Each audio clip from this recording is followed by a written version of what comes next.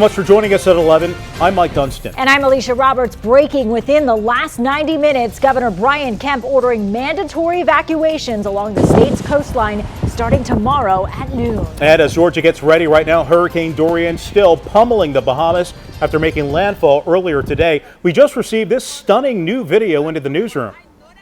They pray for us, pray for Abigail, please. I'm begging y'all. My baby's only 4. A viewer sending this video. You can see the water getting close to the roofs of the homes. Other videos out of the Bahamas make it look more like an ocean, scattered with pieces of debris floating around. Another video showing the catastrophic damage inside of a home. Back here in Georgia, the governor is planning to travel to Savannah and Brunswick tomorrow. Again, just within the last 2 hours, he's announced a mandatory evacuation in place along the East Coast starting at noon. We want to get right to meteorologist Molly McCullum. And Molly, you're tracking the storm. Just received the latest update from the National Hurricane Center. This is the latest information, brand new data with Hurricane Dorian, and you can see just how symmetrical this appears on satellite. And once you start to see that symmetrical appearance, you know you have a very powerful hurricane. This is a Category 5 Hurricane Dorian, 180 miles per hour sustained winds. As this was hitting the Bahamas, making landfall earlier this morning in Elbow Cay, we were looking at wind speeds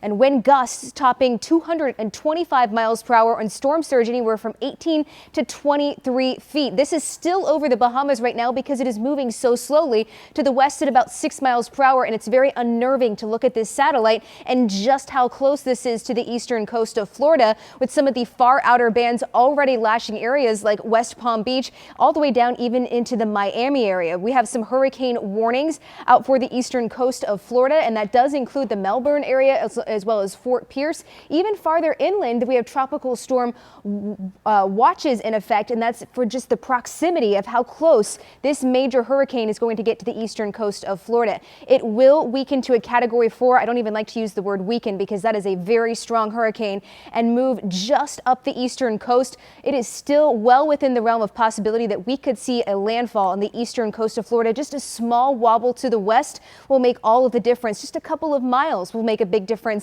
in the impact, sliding just past the southeastern coast of Florida, where we could see anywhere from tropical storm force winds up to hurricane force winds, depending on the proximity as it passes Georgia. And we'll talk about more of the potential impacts for the southeastern coast of Georgia, as well as Florida, coming up here in just a few minutes, and the rest of our holiday weekend forecast here in Atlanta. Alicia, Mike. Molly, we will stay close. Meantime, tonight, beaches on Tybee Island are closed to swimmers as Georgia coast gets ready to witness Dorian's impact. Lindsay Goff from our sister station is on Tybee Island with a look at how residents there are preparing. City of Tybee Mayor Jason Bielderman wants his residents to have a plan and stay up to date on the latest from SEMA through local media reports as well as social media sites, but he says now is not the time to panic. Tybee Island residents are digging their heels in, preparing for what is being called a major hurricane. We're just getting some sandbags right now just to try to keep the water out of our foyer if we get too much flooding in our yard. The city of Tybee has already ordered more sandbags for their residents. You can fill up as many as you want anytime at Memorial Park. Residents in the area say they're growing more nervous as they see Dorian move closer to the coastal empire. It's a little unnerving, but probably only if we stay here would it be, real unsettling. But outside of that, I'm not that worried. Tybee Mayor Jason Bielderman says to have an evacuation plan, and evacuating has been discussed, but they aren't to that point just yet. A lot of people who are getting very anxious as they see this monster of a storm not too far away from us. But I want to reassure them that we are working very closely with SEMA to make sure that we have enough time to get people off the Tybee if we have to make that decision. Mayor Bielderman estimates that with the holiday weekend, there's more than 4 times the population on Tybee Island right now, and he hopes that when Labor Day weekend ends tomorrow and those people go back to their homes, it will make a potential evacuation easier. From City Hall on Tybee Island, I'm Lindsay Goff for CBS 46. And right now in Florida, the National Weather Service is putting out hurricane advisories for parts of the east coast of the Sunshine State. 9 Florida counties have ordered evacuations. 5 of those are mandatory. In Central Florida, trucks from as far away as Canada gathered at the Daytona International Speedway this weekend. They are bringing equipment to restore power as soon as they can if Dorian knocks it out. And here in Metro Atlanta, folks with ties here to the Bahamas are keeping a very close eye on Dorian. The hurricane, as Molly said, is doing its dirty work as we speak. And today in Atlanta, CBS 46's Yasmina Alston spoke with the Consul General of the Bahamas. And Yasmina, she has to be incredibly worried about folks in her country tonight.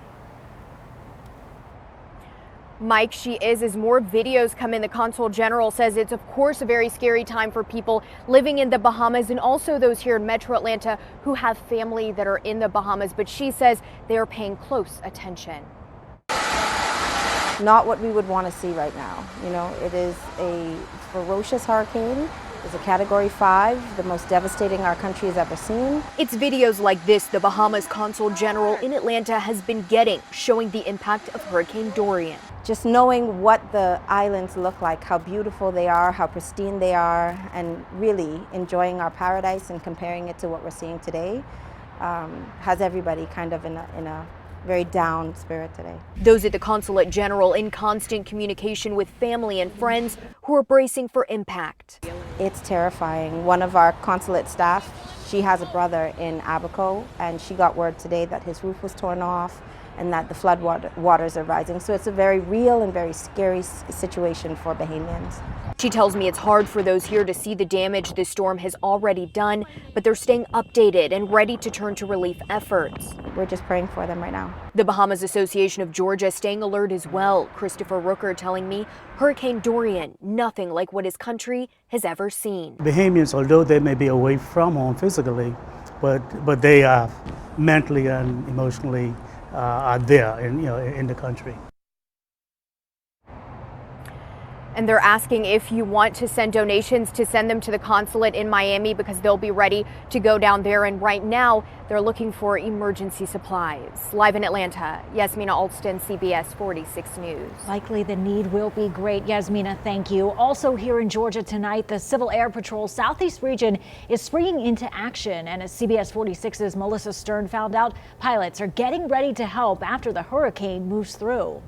Air crews go up in planes just like this one. They take pictures and send them to response teams so they know exactly where to go and send help. It's about people helping their fellow citizens. This will be the 7th time in 3 years that air and ground crews from Civil Air Patrol will provide post-hurricane disaster relief by providing photography from up in the air to state and federal disaster relief agencies. To try to get the resources where they need to go and to get real-time intelligence on what's going to be happening out there in terms of is this bridge going to be open? Is this dam going to break? Following hurricanes Matthew, Irma, Maria, Michael, and Florence, crews spent weeks taking thousands of aerial photographs documenting damage on the ground. To assess the damage to people's homes, to get them the things that they need more quickly. Civil Air Patrol Southeast region includes about 10,000 volunteers. You're gratified by doing the work and being able to help, but that's deeply tempered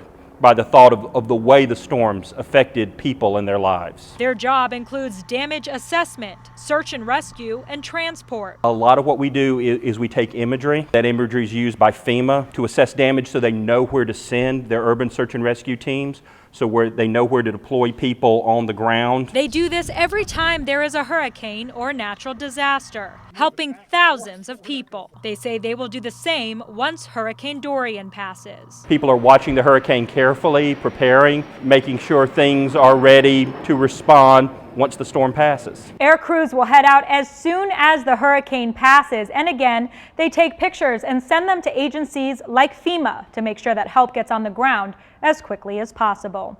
In DeKalb County, I'm Melissa Stern, CBS 46 News. And the CBS